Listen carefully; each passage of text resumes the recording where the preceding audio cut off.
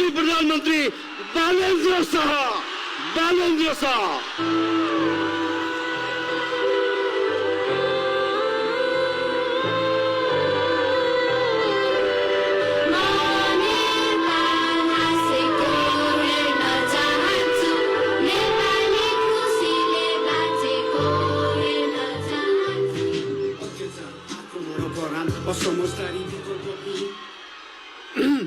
नमस्ते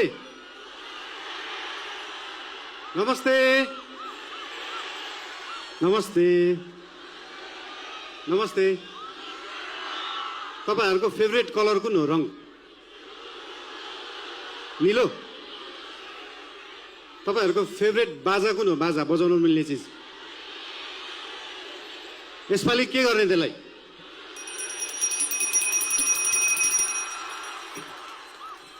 अघि प्लेनबाट ल्यान्डिङ गर्दा गर्दा एउटा कुरा नोटिस गरिरहेको थिएँ यहाँनिर चितवनमा छतमाथि चाहिँ यस्तो जस्ता राख्ने चलन रहेछ है सबका सब नीलो जिस्काउनलाई राखे जस्तो कसलाई जिस्काउनु भएको त्यसरी त्यो नीलो छानाले चाहिँ त्यो छतलाई मक्किनबाट जोगाउँदो रहेछ क्या राष्ट्रिय स्वतन्त्र पार्टी जस्तै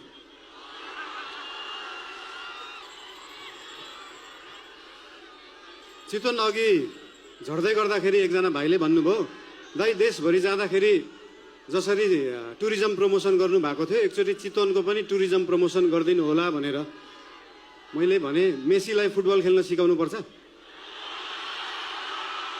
रोनाल्डोलाई फुटबल खेल्न सिकाउनु पर्छ हाम्रो चितवनका हाम्रा थारू समुदायमा भएका होमस्टेहरू रिसोर्टहरूमा देख्न सकिन्छ कि यहाँको उत्पादन यहाँको लुगा यहाँको म्युजिक यहाँको खानेकुरालाई कसरी उहाँहरूले टुरिज्म प्रमोसनको लागि उहाँहरूले विश्वमा चिनाउनु भएको छ त्यो हेर्दाखेरि चितवनले चाहिँ देशलाई टुरिज्म प्रमोसन सिकाउनु पर्छ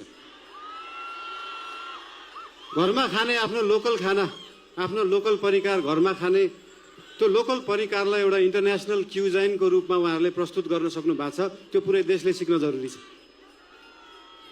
सिकाउने हेन त चितवनवासीले पुरै विश्वलाई टुरिज्म प्रमोसन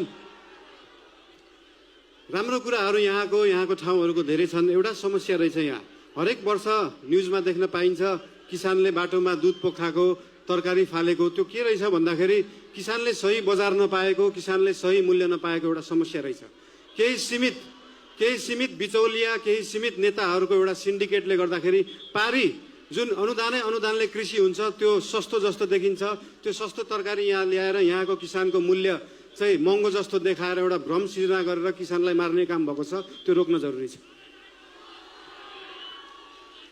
फेरि यो चीज समाधान गर्दै गर्दाखेरि ओहो महँगो तरकारी खानुपर्ने भयो जस्तो लाग्ला त्यो भ्रम हो त्यो भ्रमलाई चाहिँ चिर्न जरुरी छ नेपालमै उत्पादन भएको सस्तो बिजुलीलाई नेपालकै सस्तो कोल्ड स्टोरमा सिजनको बेला जुन बेला तरकारी सस्तो हुन्छ त्यो बेला स्टोर गरेर राखियो भने भोलि महँगी हुने सिजनमा सेम मूल्यमा बेच्न सकिन्छ किसानले पनि मूल्य पाउँछ खाने मान्छेले पनि सस्तोमा तरकारी किन्न सक्छ त्यो गर्न चाहन्छु हामी तपाईहरुले याद गर्नु भएको छ देशभरि जुन लामो दूरीको यातायात ट्रकहरुमा नारायणी लेखा हुन्छ याद गर्नु भएको छ नम्बर प्लेट जसरी त्यो लोकल बसहरू लामो दूरीको बसहरूको हब भएको छ यो चितवन त्यसरी नै पूर्वदेखि पश्चिमसम्मको तरकारीलाई कोल्ड स्टोरेजमा स्टोर गर्ने हब बन्न सक्छ चितवन त्यो बनाउन जरुरी छ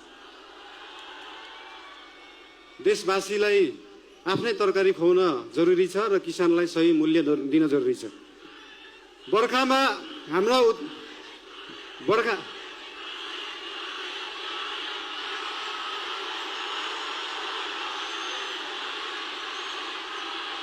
I love you. बोलने दीजिए ना यार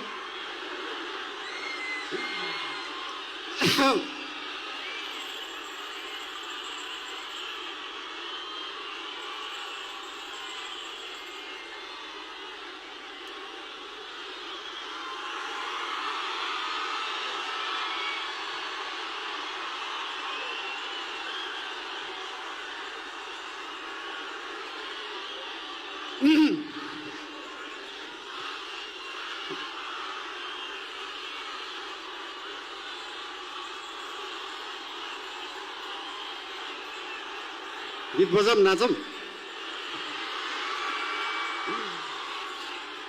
बर्खाको बेला नेपालमा उत्पादन भएको बिजुली खेर गइरहेको हुन्छ, सुक्खामा हामीसँग आफै बिजुली हुँदैन। तर त्यो बिजुली स्टोर गर्ने ब्याट्री त छैन जस्तो लाग्छ हामीलाई, तर छ।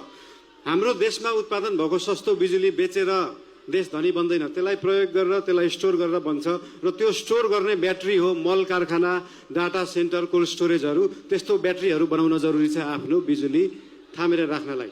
त्यो बनाउने पार्टी बन्न चाहन्छ राष्ट्रिय स्वतन्त्र पार्टी। यो चुनावको क्रममा हामी पूर्वदेखि पश्चिमसम्म पुरै देश घुम्न गयौं। लगभग 7-8 हजार किलोमिटर हिँडियो होला देश बुझ्नलाई। सबै लगभग 45-50 वटा जिल्ला घुमियो होला। त्यो जिल्लाहरू घुम्ने जाँदाखेरि के महसुस भयो भन्दाखेरि लगभग देशभरिका समस्याहरू, देशभरिका कुराहरू उस्तै रहेछन्। कृषिको समस्याहरू, पर्यटन क्षेत्रमा भएका समस्याहरू देखियो। तर एउटा गुड न्युज पनि छ त्यहाँ। गुड न्युज के हो भन्दाखेरि एउटा जिल्लामा समस्या छ भने त्यसको समाधान अर्को जिल्ला देशभित्रै रहेछ। त्यो समाधान मिलाउने पार्टी बन्न चाहन्छ राष्ट्रिय स्वतन्त्र पार्टी। हाम्रो देश हेटौडा सिमेन्ट कारखाना जस्तै भएको छ। मेसिन पनि छ, म्यान पावर पनि छ, खानी पनि छ, तर बन्द। अब चल्नु पर्यो। नेपाली कांग्रेसको वाइवाई फ्याक्ट्री जस्तै चल्नु पर्यो अब त्यो पनि।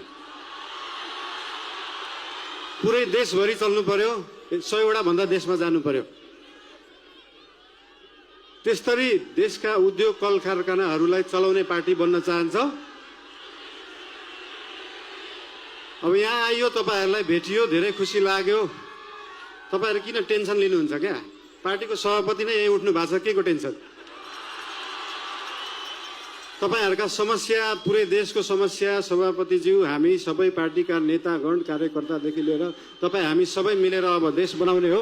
र आज यो हाम्रो सभामा तपाईहरुलाई भेटेर ज्यादै खुसी लागेको कुरा तपाईहरुले पनि भनिसक्नु भएको छ। धेरै बोल्न चाहिन। धेरै माया। तपाईहरुको जय होस्, देशको सही होस्। जय घण्टी, जय देश, जय नेपाल। धन्यवाद।